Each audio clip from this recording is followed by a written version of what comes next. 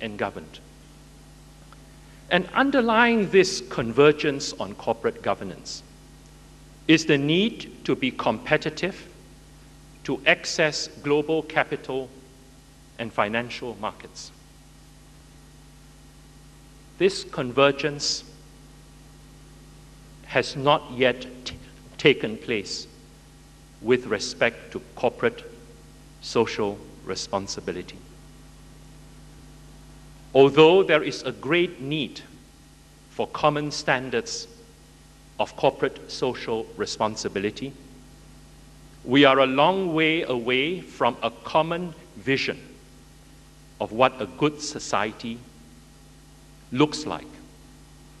We are still divided in part by politics, in part by culture, in part by the diversity of values which we find in this world of ours. If corporate social responsibility is to be more than an extension of a company's public relations, we need to have a common definition of what corporate social responsibility is. We need to have common standards, and we need to have common yardsticks for measuring its adherence or lack of. Corporate social responsibility is therefore a continuing conversation, and we in Asia are now part of this conversation. But in this conversation, we should make three key distinctions. We should distinguish between what is properly the responsibility of the corporation, and we should distinguish that from what is properly the responsibility of government.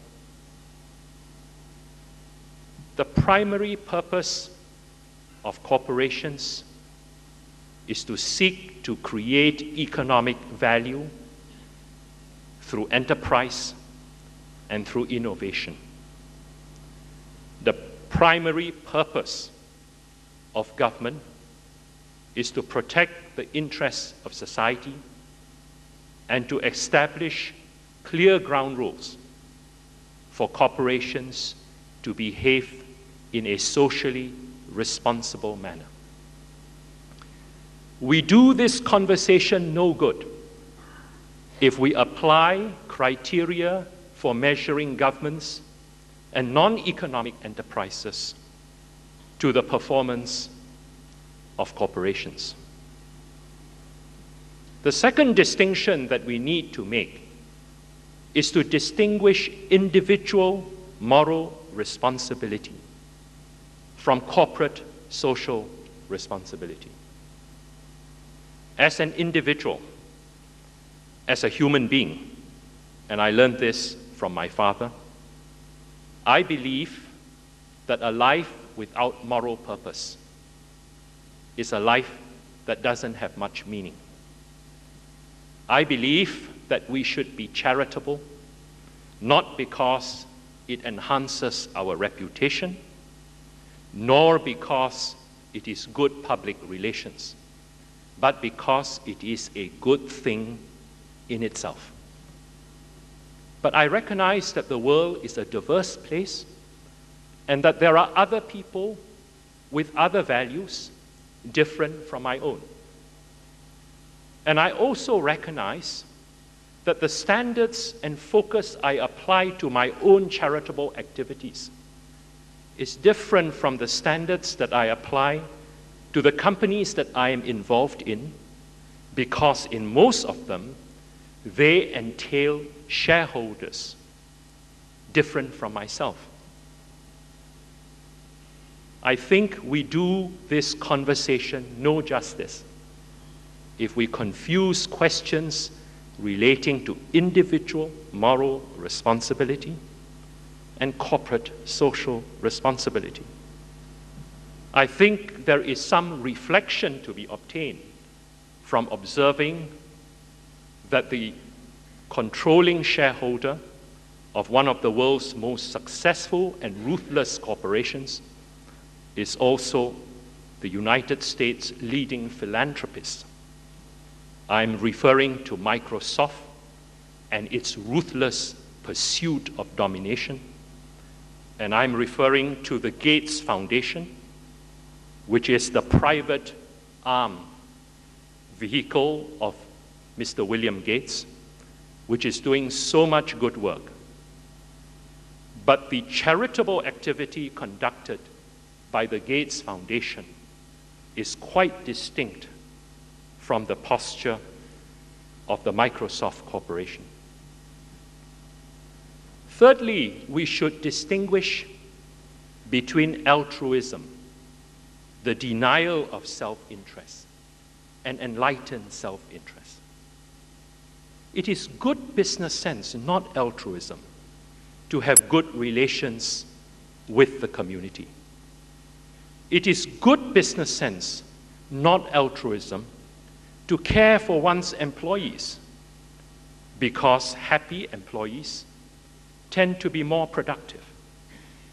It is good business sense and not altruism to care for the environment, because, as you have heard and read, a reputation for caring for the environment enhances the reputation of a corporation and is good for corporate branding.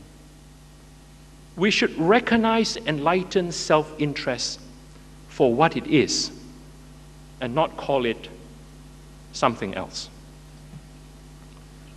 Let me summarize my views quickly.